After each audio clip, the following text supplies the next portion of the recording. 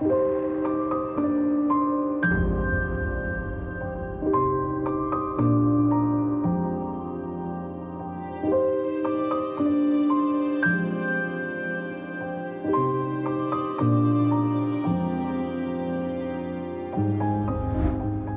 guys. Welcome to Synchro Mystic episode number 11. I'm Wayne McCroy. This is Richard Willett, and together we're going to take apart the Synchro Mystic metadata that we find in the background, always circulating in this world.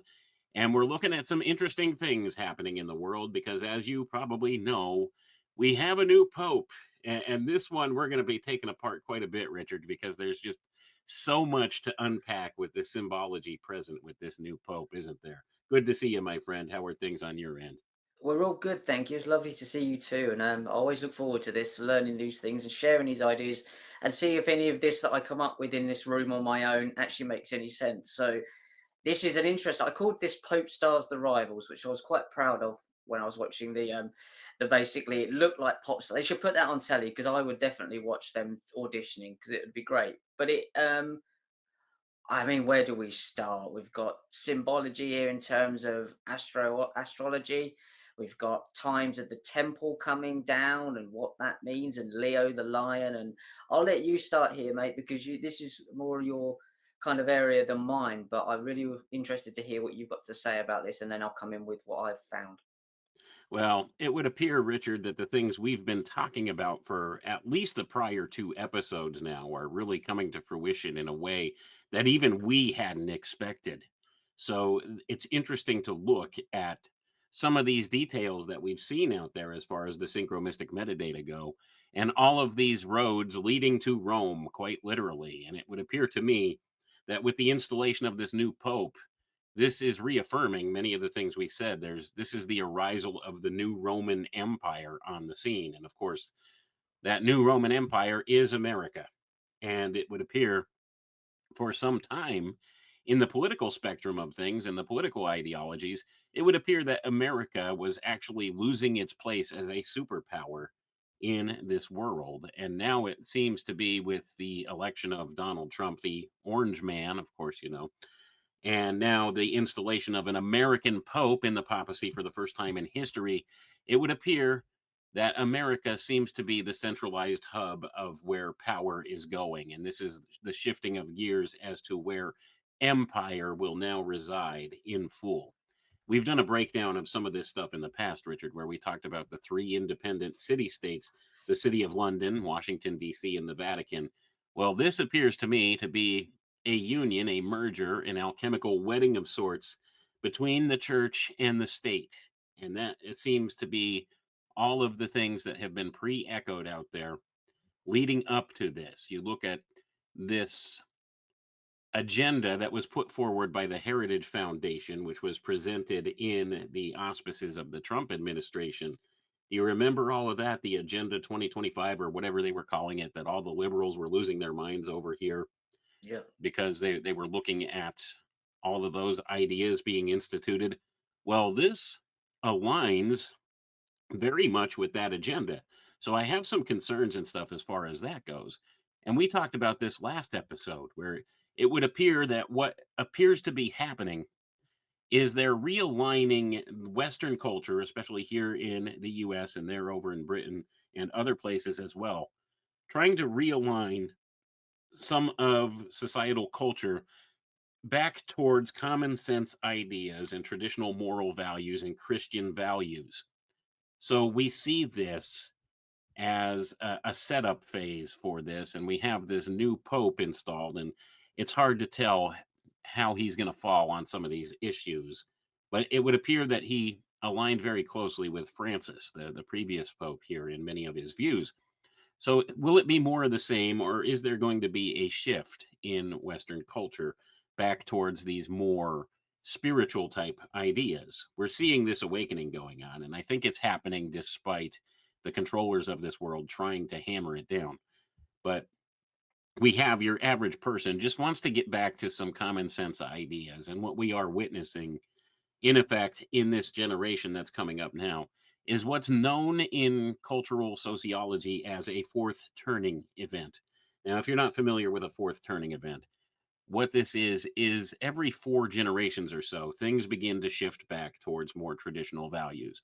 There are certain events that happen through the course of generations, depending upon how things have gone in the past, where you may recognize this in the phrase, um, hard times bring about strong men, and then strong men bring about easy times, and easy times bring about struggles, and then these struggles will bring forth hard times again. And we're in some of those hard times, but as this occurs through the course of generations, what happens is people turn back to faith and back to traditional values and common sense things.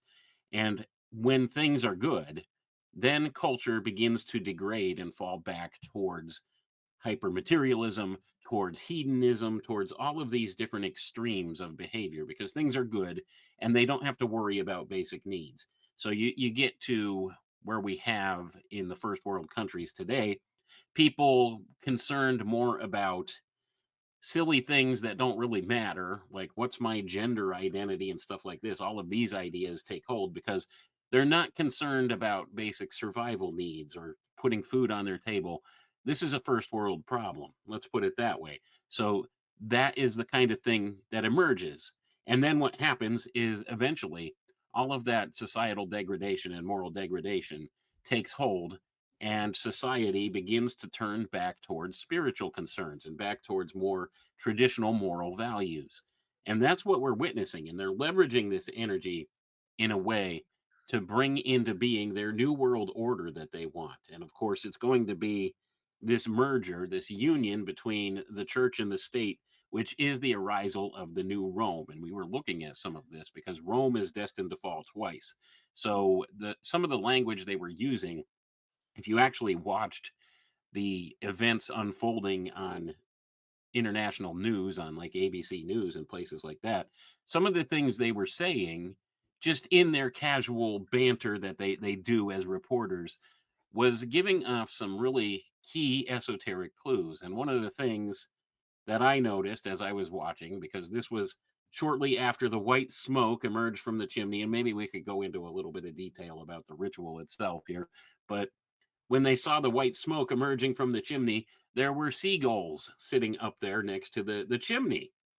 And they showed this on air, on film there. And one of the reporters casually commented because one of the seagulls was a baby seagull up there, and she had commented about the baby seagull maybe being some kind of a symbol of rebirth, and that instantly struck a chord in my mind because why would you be talking like this? Like, this is not normal conversation for a newscaster.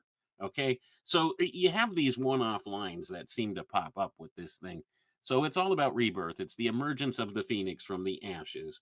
They're signaling this. And there's just so many different directions we could look at with this. And I do fully intend we're going to unpack a lot of this because there's so many key things here to this whole event. But what this is a signal of the arisal of the new Roman Empire and the decline and fall of the old Roman Empire. So we're looking at that whole bit in the book of Revelation about Babylon the Great has fallen, as we alluded to in previous episodes here. So this is the new rebirth of the Roman Empire, and it is a sort of alchemical wedding between the church and the state. And we'll get a little bit deeper into the symbolism and stuff involved there as we go. But I'd love to hear some of your thoughts on what was just said here. Absolutely fascinating what you're just saying there. So what you're talking about there is the pendulum swing between the madness that we've just had with COVID, the madness we've just had with the wokeness. It takes it to an extreme, so it swings back the other way, and that's how they work people, as they'll take you to an extreme. So it's so overt that you'll go back to maybe an extreme to the other end and go far back to something that they need in terms of. I mean, I'm not saying it's bad to go back to Christianity or religion in any way, shape, or form, as long as there's anything extreme is bad. But they want you to, that would have been, and this shows you how far they set this up. They know that pendulum swing it one way, it's going to swing back the other way. So if they need Rome to kind of rise again to fall eventually, it shows you how many steps ahead they are on the chessboard as well. So they need this to rise in order for it to fit into the narrative to fall. So Babylon will fall, it will fall. So it needs to fall twice, but into most people's minds, and I never bought into this, that Rome has fallen. I never said it did. I was like, clearly it hasn't. Look at Washington D.C. Look at it. It is the seven hills of Rome. They're called Capitoline Hill, Capitol Hill. Rome, Maryland was the original land. We've gone through this before. This is clearly Rome is still there, which is the West. It never went away, but they need the general public to understand that to fit into this narrative. So that is perfectly set up with that pendulum swing, as you say. We went to Crazy Town there in Gotham City for a while, and now we're swinging back, and they've got all the Trump supporters following him back the other way, and he knows full well with his Chabad mates that this is all part of the swing back. Something that's really interesting that I've just found out is the name that he chose, Leo. So I just want to bring this up and get your thoughts on this. Leo, Leo the lion, obviously represents the sun, which represents, in what we're saying here, the first empire, the sun empire. Remember that this cult is a moon empire, as the lunar calendar. It's the moon. So you've got a sun cult versus a moon cult here, a pagan sun cult versus a Jewish moon cult, and that's no other way of putting it. That's exactly what we've got here. Not saying all Jewish people, I'm saying this Hasidic, Messianic, which I believe is Sabbatean Frankists behind it, cult using the Jewish faith. But you've got the moon, the first moon. Sorry, you've got the sun, the first empire, and the moon replaces it, and it doesn't have any light of its own. It has to siphon all the work of the and all the light of the sun, which is what the Freemasons were for. They didn't realize it, many of the lower ones, that their work and their business deals were all to build this whole temple and empire for this whole ritual. That's what they were being siphoned and used for, and they'll be discarded at the end if they're not in the Kabbalistic top lot. But Leo comes with fire. It's all-consuming judgment and polarity of events, some negative and some positive. This is where it got really interesting. It also represents, so this negative things in the Jewish faith, by the way, the destruction of both holy temples in Jerusalem took place on the 9th of Leo, Av, the 9th of Av, November, which is November in the Hebrew civil calendar. Remember, they've got two calendars, two moons. They've got the religious calendar, which starts at a different month, and I think it's March in the Gregorian calendar. And this is where it gets really confused. So just try and see it as if we're living in two different realities, two different times completely. So what you had there was the Solomon's temple was sacked. Apparently, the first two temples were sacked by the Romans on the 9th of Av, the 9th of 11. So what they did to get revenge was sack the twin towers of Solomon's temple in the Western world on 9/11, but it was the 9th of The September. It inverse. was the inverse. It was the other way round.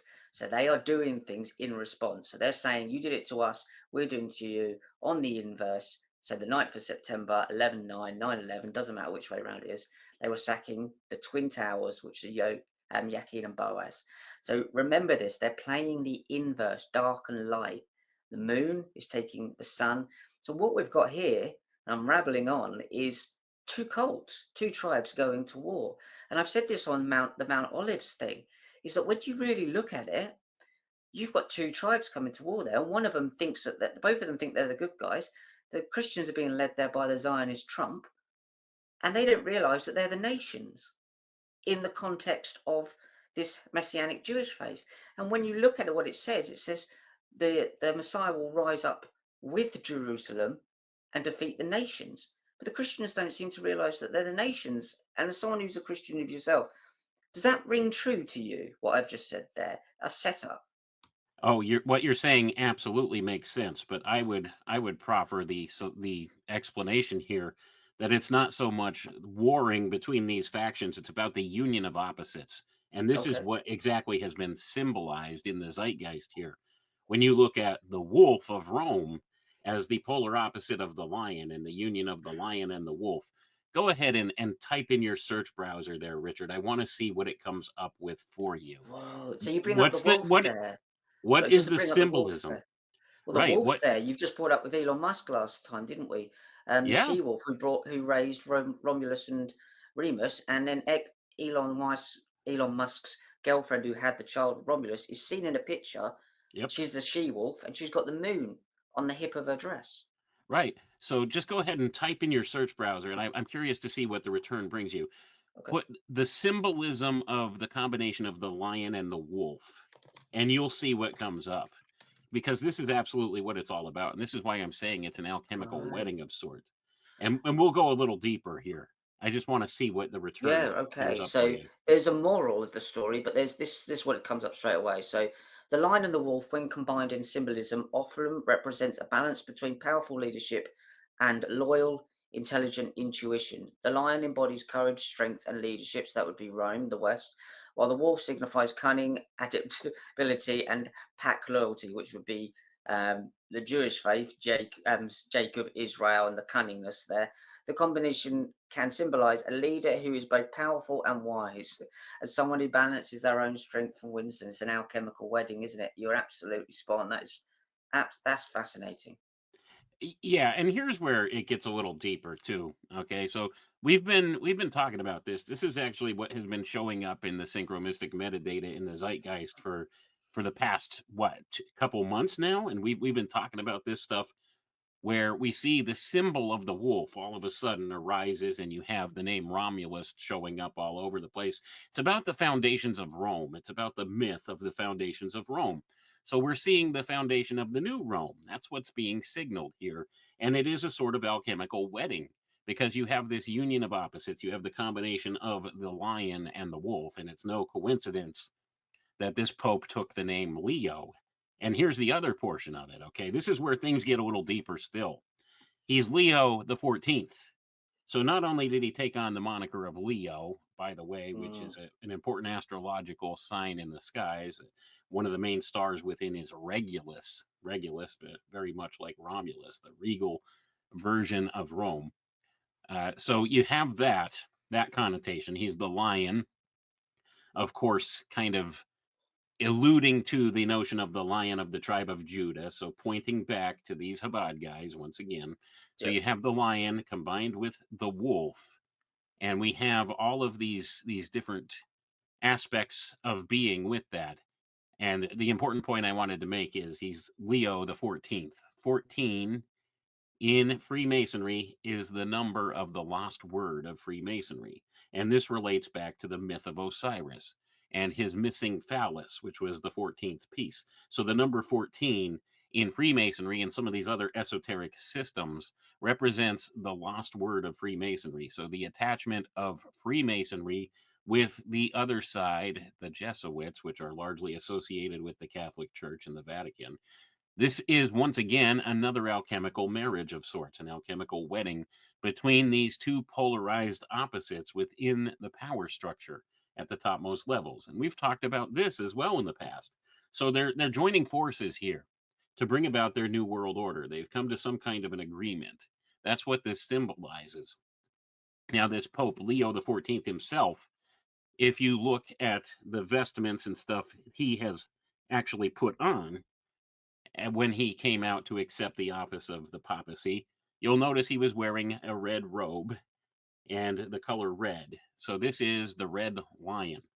Now, I got another assignment for you here, Richard. I want you to type in your search browser, what does the red lion mean in alchemy? And I want you to read on air what comes up, because this is absolutely at the core of all of this. Right. So I've just typed that, and this is fascinating to me. So we're talking about the alignment of both, not just the church and state, but the moon and the sun, and everything in between, as a kind of almost like an implosion to create something new, which is an alchemical process. In alchemy, the red line, I used to drink in the red line, it was a good pub, symbolizes sulfur, the masculine principles that need to be united with Mercury, the feminine principle, to achieve transformation. It is associated with the planet Mars, because it's, and represents a powerful, aggressive energy. That's the red, often depicted as devouring or conquering. The red lion can also represent the philosopher's stone, or a stage in the alchemical process of transforming base metals into gold, the golden age, or the state of rubido, the final stage of the great work. Wow. So we are really looking There at you go. something here, is that they've creating the philosopher's stone and following that, which is what Kabbalah really is at its base level. All of that stuff about Sephiroth and all this stuff about climbing these different kind of planets, and Mars, the planet of judgment, is the alchemical process put into different narratives and stories, is it not? There you go. I mean, this is at the heart and soul of all of it. It always ties back to this stuff, whether people want to recognize that or not. It is. It's the leveraging of these natural energetic principles to bring about transformation in this world. This is what they would view as one of the final steps in the fulfillment of their great work, or magnum opus, as it is often called. So, this is about the installation of the New World Order.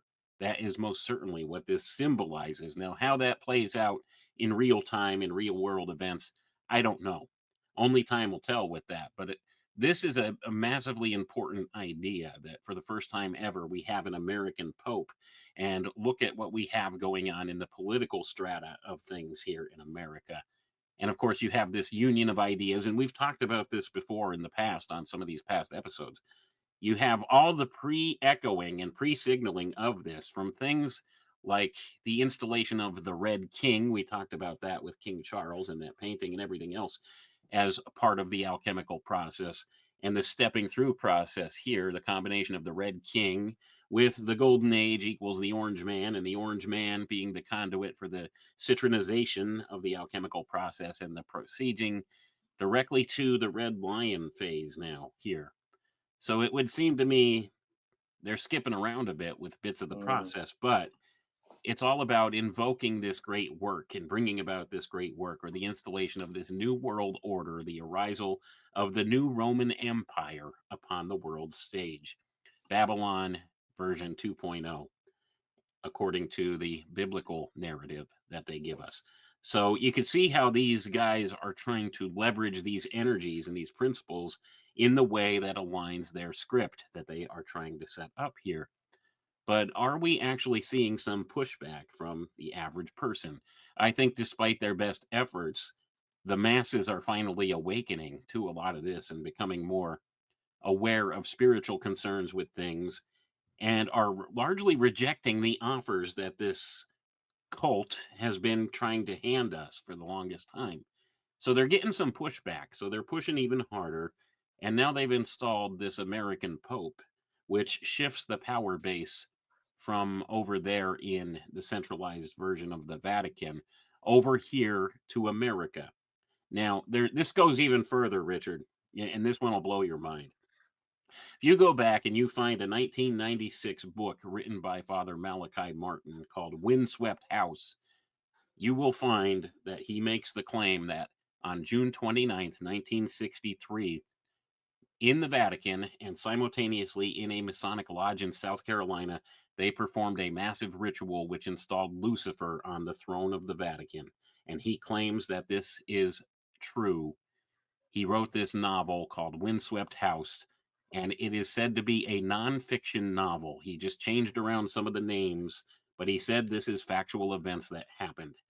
So this we're seeing the culmination of, and we're seeing echoes back, hearkening to back to that, going back to 1963, and now here we are, 62 years later, and we have this transfer of power. It would seem, it would appear, from the Vatican over to America here. So they're centralizing everything here, and you can find more confirmation of this idea by going back and looking at some of the Masonic writings. Look at the works of Manly P. Hall when he talks about the secret destiny of America. It most certainly has to do with this arisal of a new Roman Empire, the New World Order. It's the same old New World Order, like I always talk about. It's just the way that they've put this information out there in the greater data field, or the zeitgeist, that I find so compelling, because it's been leading up to this.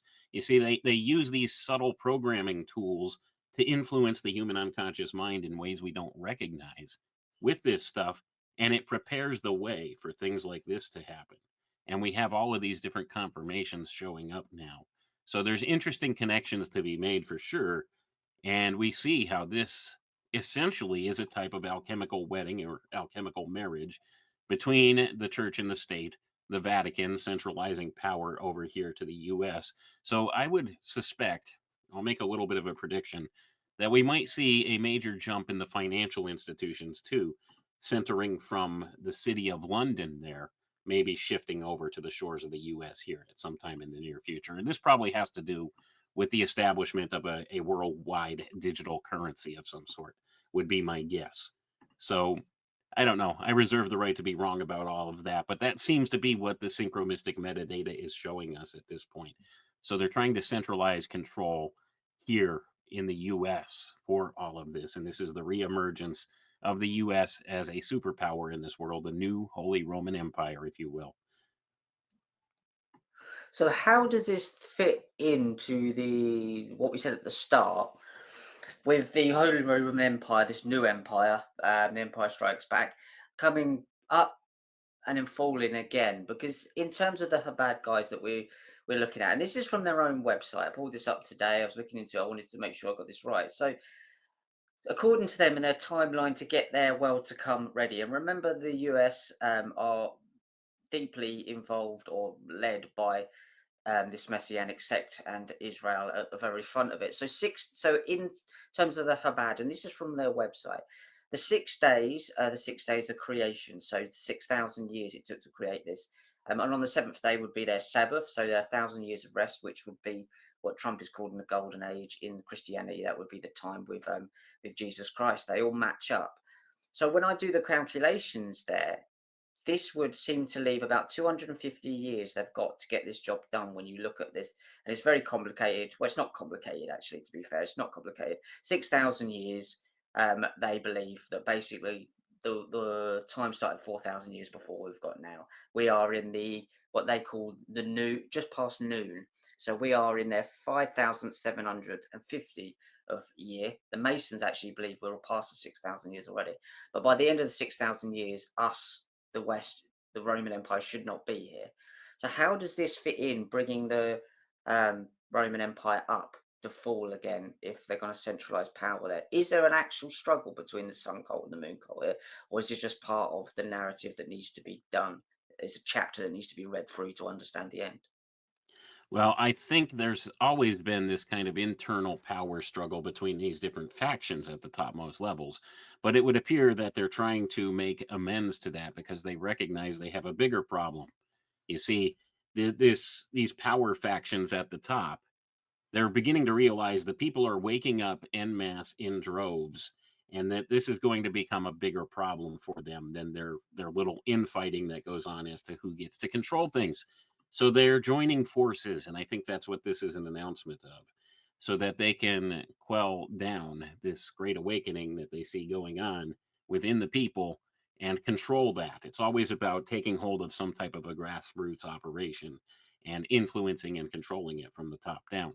That's what they're seeking to do. So they're putting aside their differences and joining forces. That's what it appears to be to me. Now, as far as the timelines and stuff they offer, our calendar has been so jacked up.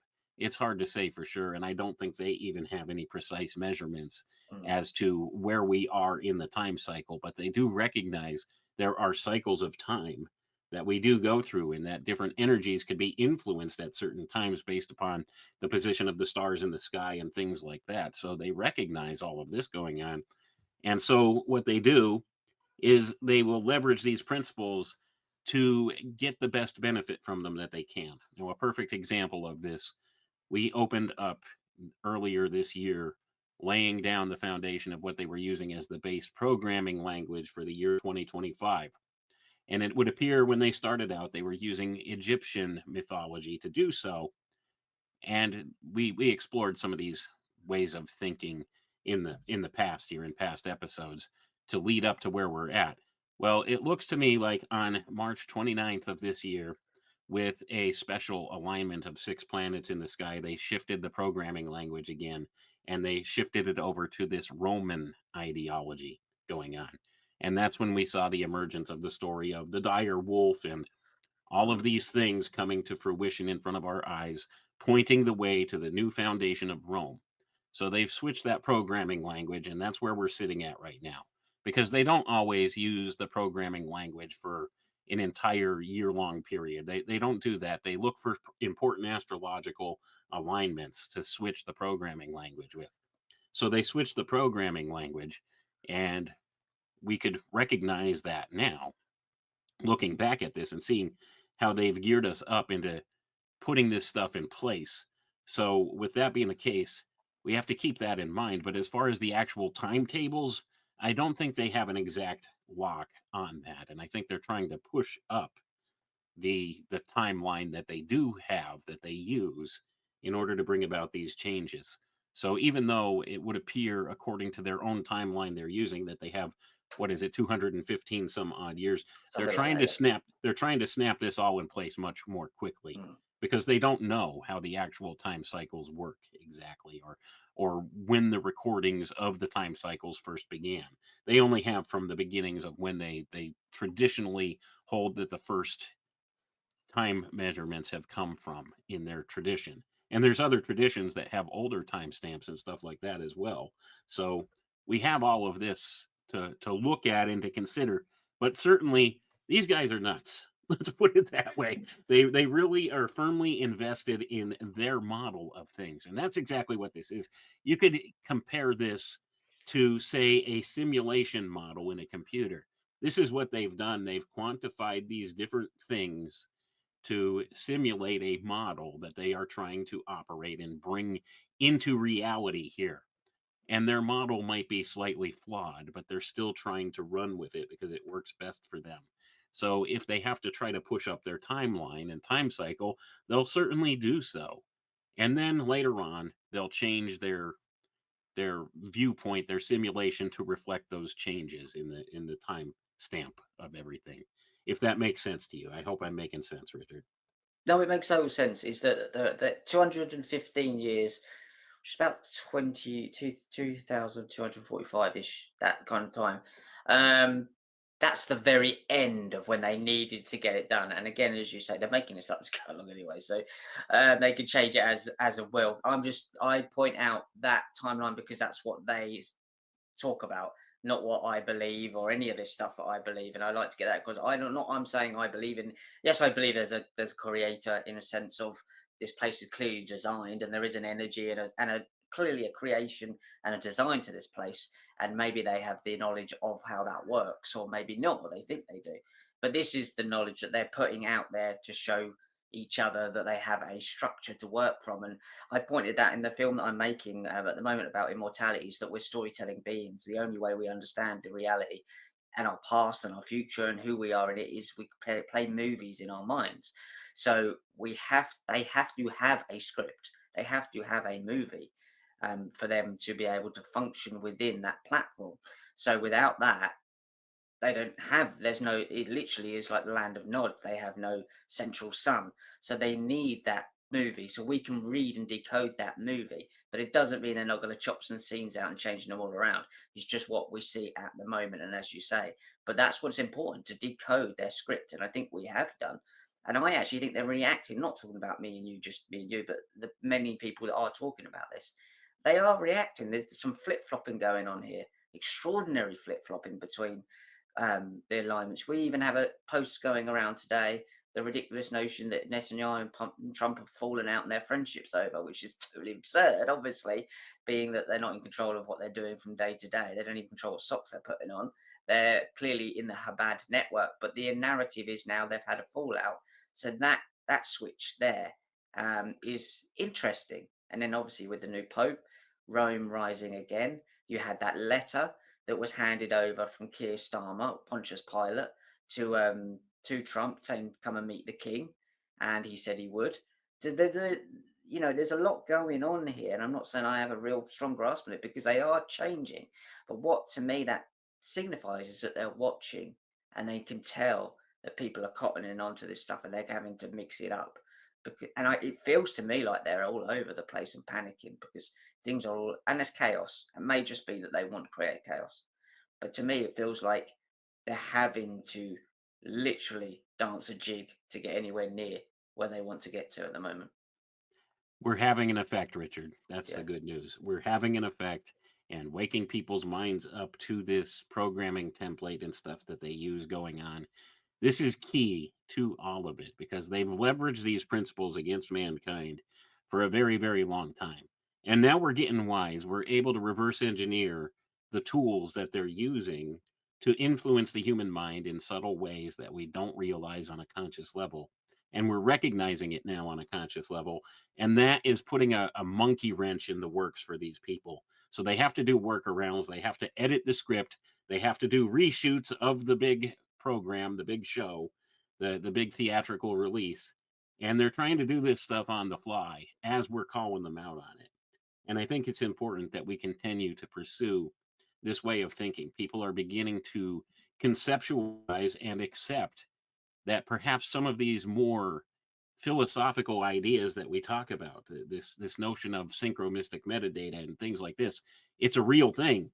I think we've actually laid the groundwork and shown proof of concept for this at this point. So people need to take this seriously, and I think more people are taking it more seriously and are beginning to decode the stuff going on in the background. And these guys, they don't have any choice except to try to rewrite their script and try to reutilize some of this metadata out there that they have to bring about the changes that they want. And we're decoding it on the fly. We're getting better at this. Now, this is something that has largely been hidden from the human mind for a long time in general, unless you're one of the inner initiates and the big adepts within one of these occult groups that maybe has a better understanding of this. Then until that point, most people don't even have a grasp of the concept. It's still a lot of people will say it's a bridge too far. All this stuff is coincidence. And they're just in that motive and mindset of hyper materialism, which is right where these controllers want us. They want us to think in strict terms of just the physical material world in which we live. And there's nothing beyond that that influences that. And nothing could be further from the truth. We are influenced from these invisible worlds, from these invisible causative factors that they use.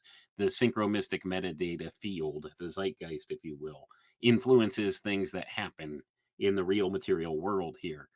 And it's due to our ignorance of these bits of information out there that they're able to get it done. But if we're aware of it, it's throwing a wrench in their plans. And now they got to try and rethink what they're doing and work on their feet to try to adjust and pivot. And I don't think they're doing a very good job. And they're beginning to panic about it because they know the jig is up. They know it's just a matter of time before everything becomes exposed. And they're doing all their utmost to push everything back into the corners of darkness once again, behind the veil. But it's too late. The veil's torn away. We're living in the time of revelation, and it's all coming to the light of day now. And it shows and programs like this that are out there helping people to see through the facade that they've been indoctrinated with all their lives and understand there really is something to this occult structure that they use, these occult principles and energies that they use to influence us. And we need to stop disregarding that. There's a reason things like astrology have been around for as long as they have. A lot of this stuff really works. They don't understand exactly why or how, but they do know that it works, and they've modeled a system to leverage these energies against the masses in order to bring about changes that benefit them in this world. And it's high time that we all realize this, recognize this, and do something to counter this. And how do we do that? By seeing through the illusion and knowing what it is they're doing and pointing that out to others. And then things become much more clear, don't they, Richard? They really do, and what it starts with, or what it has started with me, is having the confidence to have a hunch and follow it through and say, "Look, this makes sense to me." As absurd, and that's what David did all for the last 30 plus years, David Icke and many others, and yourself, and go, you know what, this sounds weird. I'm going with it, and I want to see what this is about, and I have a right to explore this stuff. Call me as insane as you want. Just an example of that. I was doing some research for the new film I'm working about, Immortality, and I was looking into the Noahide laws. So therefore, I'm looking into the rainbow. Somewhere over the rainbow, obviously, is a Kabbalah film, quite clearly and obviously. Uh, so I was looking at the lyrics of that. So the very last lyrics are, and this is just an example of where these hunches come from. The outro to it is, if happy little bluebirds fly beyond the rainbow, why can't I? Oh, why can't I? So bluebirds, I was thinking, well, that's Twitter's logo. So where's the Twitter Yep. logo gone? Well, it's gone over the rainbow. And where's it gone to? The new golden age. At the pot of gold at the end of the rainbow, Saturn. X. And that's what I was thinking, like, this is just a hunch that goes, and I go, I don't know if they necessarily know that, or this is coming from the metadata, or is this coming, they're being inspired by something else to do these things, or that it's actually logical and they understand this. But there is a way of reading this. So the Bluebird has flown over the rainbow, and now we have X, which is Saturn, the golden age of Saturn. Twitter is now within its golden age of its new golden age of Saturn, which is represented by the symbology of X, which is the sigil within the sigil of Saturn, Freemasonry, and all this other stuff. So the Bluebird has flown. Now, you could argue whether they knew this or not, or it was a hunch, or it was just something that's out there that we tap into that most people aren't aware of, and it's unconscious. I don't know if it really matters, but it's the real point was that there was something there, and I read into that, and I was like, that Bluebird is that's Twitter. And that's gone over the rainbow and it's gone into Saturn. And oh, Saturn is X. Well, that makes sense. I trusted that instinct. And I Right. think that's the most important thing is to trust that instinct. And also when you see it and you go, no, it doesn't actually work out that way, drop it. Because that happens a lot too. But sometimes, and a lot of the time, you've been engineered to completely ignore that intuition that these guys probably don't have. They maybe get the information, they just don't really understand it. But it was just an interesting example of me working this week on this film, and I was like, that just popped in my head straight away, and I put it in there, and I didn't question it too much because who really knows? But there's something going on here. Right, and that's important that we tap into that intuition. That is our natural state of knowing, really, and that steps beyond the scientific method paradigm that we've been handed in this reality. Intuition goes a long way. You get a gut feeling, and oftentimes, most of the time, it's right. And if you explore that intuition, you find connections like that. Now, the Bluebird was also a sub program under MK Ultra slash Monarch as well for mind control programming, and the rainbow is an important symbol in all of that as well. So, Hmm. coincidence? I don't think so. But I actually wrote an article years ago when Elon Musk first was buying Twitter about the importance of Twitter as an occult messaging platform. Because what does the Bluebird also represent? It's the bird. It's the language of the birds. It's the green language. It's the phonetic Kabbalah. It's this hidden language of symbology ever present there. So they've used this as a programming template. And of course, they did take it now over the rainbow, Yeah. and now we are firmly ensconced with the taskmaster, the cruel taskmaster that is Saturn, represented by the X, which, by the way, the X in a circle, according to my friend Freeman, is the mark of the beast. And he's done many, many, many explorations into that way of thinking. So just a shout out to Freeman out there. He hasn't been active as of late, his podcast. I think he's semi-retired now. But you could find his work over on Freeman TV, and a lot of it is very much important and foundational to some of the understandings of many of these things because he's explored it in depth and detail. So he says that the X with the circle around it is the mark of the beast, and he has many good reasons to believe so. And he points a lot of this out in some of his videos. So people could check that out and see that connection there as well. But certainly we have X, and of course, Elon Musk is very much enamored with the letter X for some reason and all this Saturn symbology, isn't he? And this is another important player in the big game here now. You've got the technocrats being engrafted into the fold with these dark occultists and put in positions where they have influence on the political leaders of this world. So there we go. We have all those connections, and it's showing that the hidden signals and the hidden language of symbology is being used in a lot of these different ways. And of course, he's central once again to this arisal of the new Roman Empire, isn't he? He named his 14th child, 14, there's the number Oh 14 again, yeah.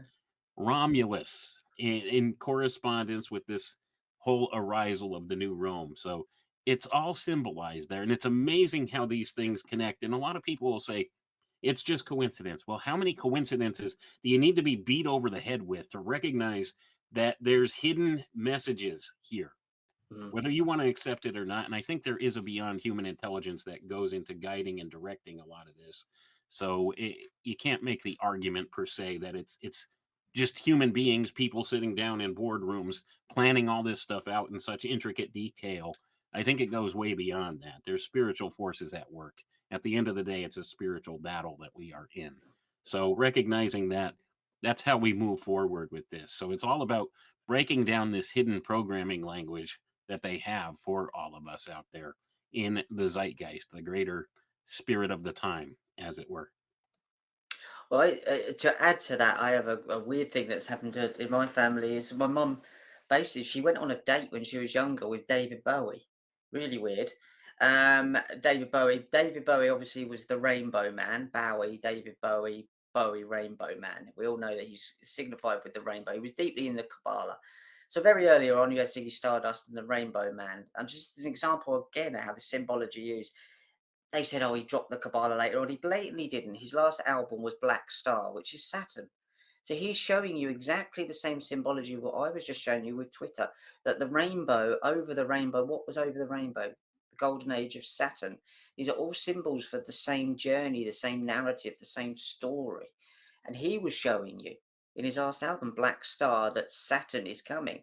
That Saturn golden age, new world order, world to come, whatever you want to call it. It's not going to be good for many of us. It's the black star where Saturn comes back. He's supposed to be the original sun that ruled the earth in the purple dawn because it was a purple mist everywhere. You get put red and blue together, which are the polarities, and you get purple. You You mean see, the purple rain? the purple It, rain, exactly. don't they love to echo all this stuff in the popular culture media? Like, Purple honestly. rain, when doves cry, for God's sake. It's all there. It doesn't matter if you're black or white. They put the stuff in all of these songs um, because they are initiated into these things. Some of them as children. Michael Jackson was brought up in a deeply, deeply Jehovah's Witness household. I think he was born into a cult. That's why they give him that. I mean, he turned out to be one of the most talented people you could ever find, but still born into these things. David Bowie, I would have said, got hold of early. He had Prince died in the lift in the elevator, which we've discussed before. These things don't happen on. I mean, I don't even know if these people are actually dead. It feels like we're living in a movie. It really does, where the script keeps getting changed. But the one thing I think that doesn't get changed, Wayne, is the ending. They need to reach that ending, which is a world where me and you will not have a very nice time if we don't abide by the seven Noahide laws of the cult, which means you can't worship any god or any faith or any belief system that you have, and you'll be tracked and traced. That's the end of the movie. How they get there, they can change that around. But Right, they gotta rework the script sometimes, when the elevator mm, tries to break you down, I mean, that's when you go crazy, right? yeah, They told us in no uncertain terms, and Prince died on the Queen's birthday nonetheless. hmm Amazing, isn't it, how that all plays out, and they projected the purple lights on Niagara Falls and yep, everything else. They had all that in place, like, all of this stuff ready to go at a moment's notice. It's amazing how that all works, and when you're yep. talking about infrastructure and setting stuff up like that, that's a time-consuming process. It's not gonna be something that they could do within 24 hours. Certainly not. So, you have to wonder about all of the pre-programming that goes along with this as well. But here's just a little tidbit of information to help people on the path here. When we're talking about Saturn, we're talking about a symbol, not the physical planet you see in the sky. Yep. That is immaterial to all of this. Saturn, back in the iconography that they use, represents something totally different than the physical body that you see in the sky, the physical light you see in the sky.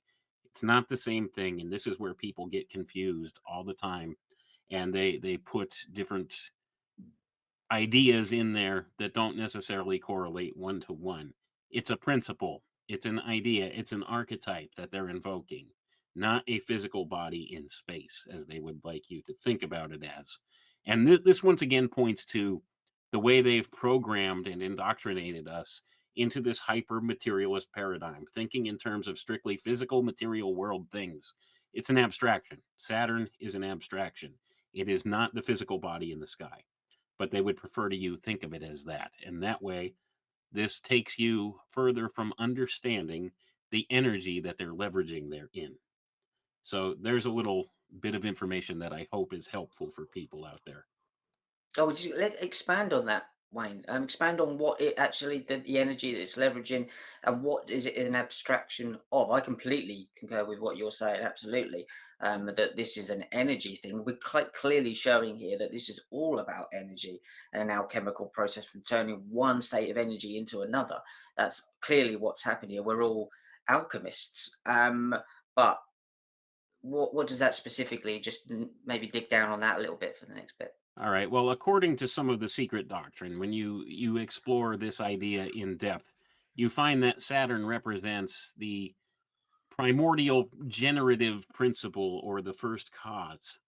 And if you go back through the Rosicrucian system, the first cycle of time is the Saturn period, followed by the Sun period, then the Moon period, and then the Earth period, which is the period they claim we are in right now. We are in the Earth revolution of the Earth period, according to the Rosicrucian cosmoconception.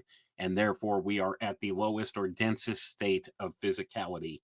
And we should be on the ascendant here very soon, where we will begin to experience high weirdness as the etheric plane merges more closely with the dense chemical region of the physical plane in which we live.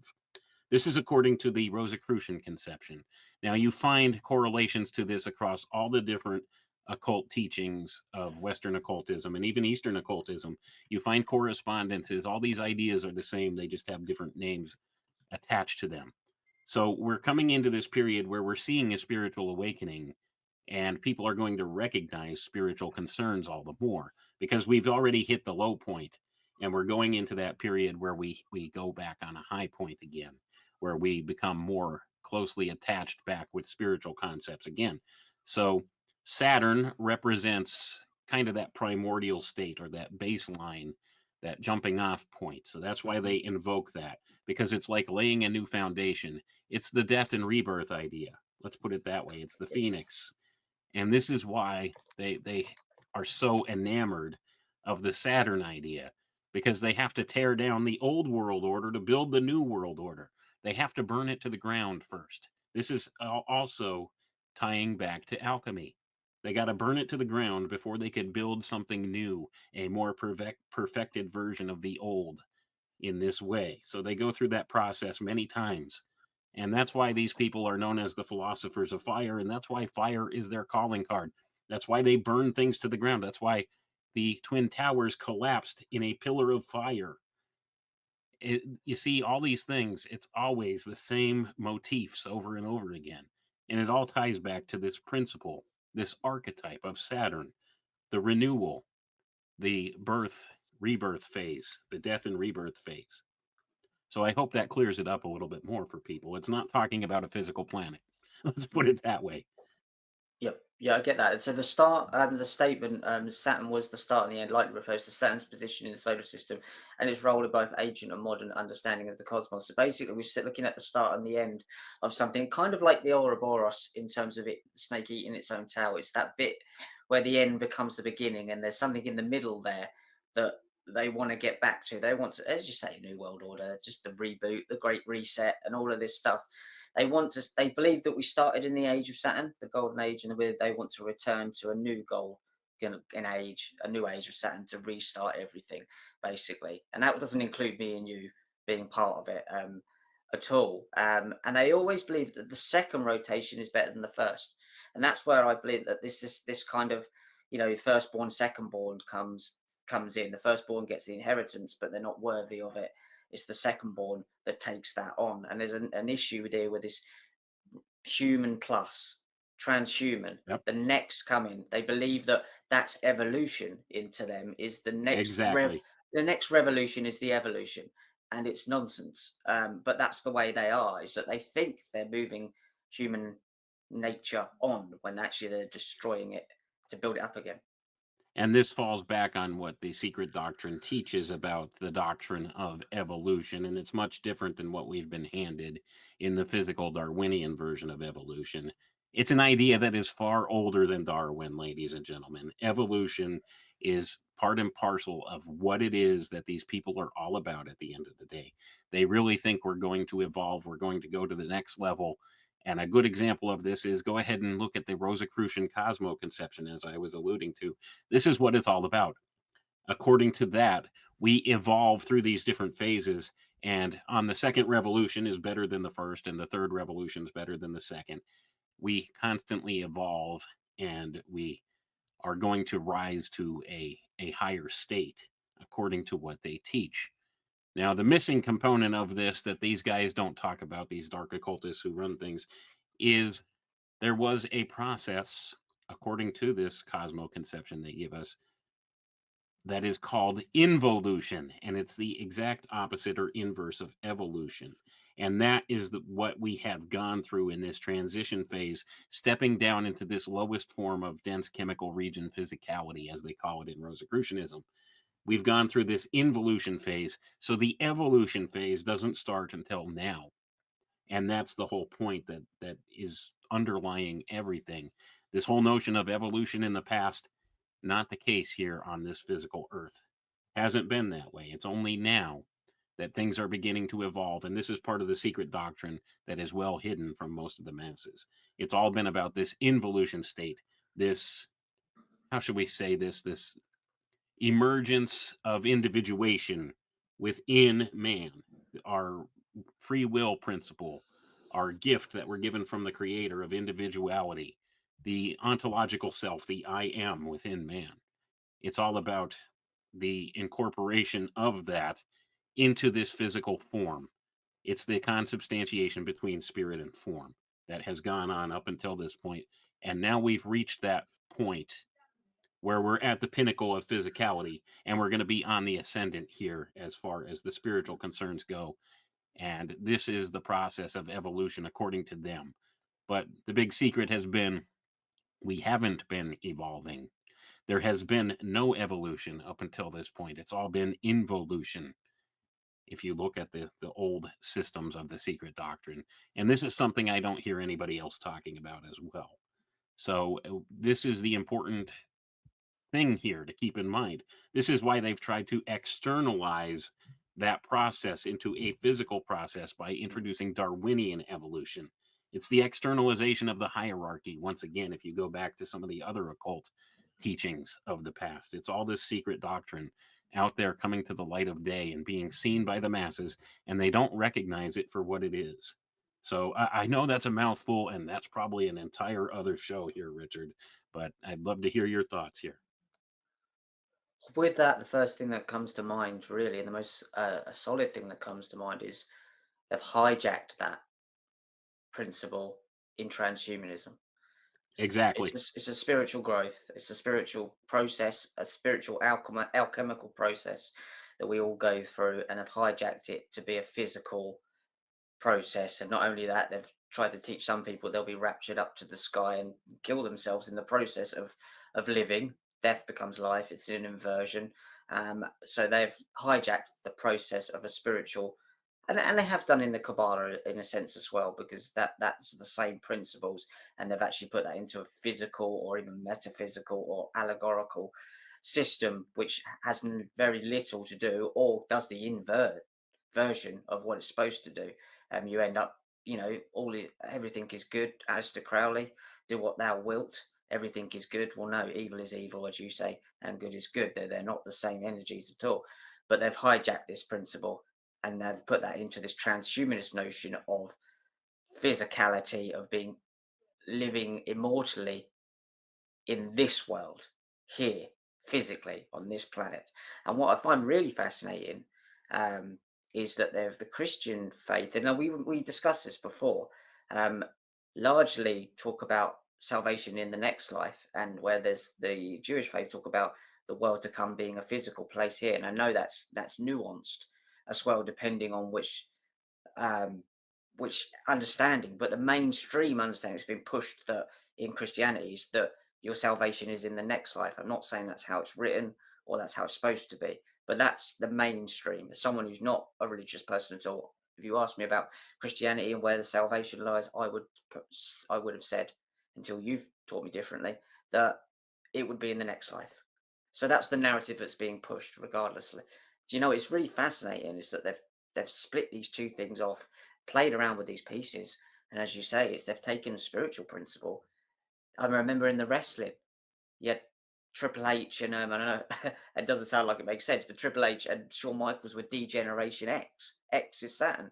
Degeneration, the whole point, and they weren't particularly nice people either, in real life, and I don't think they maybe are still to this day. They just pretend to be. And Shawn Michaels is now Christian apparently.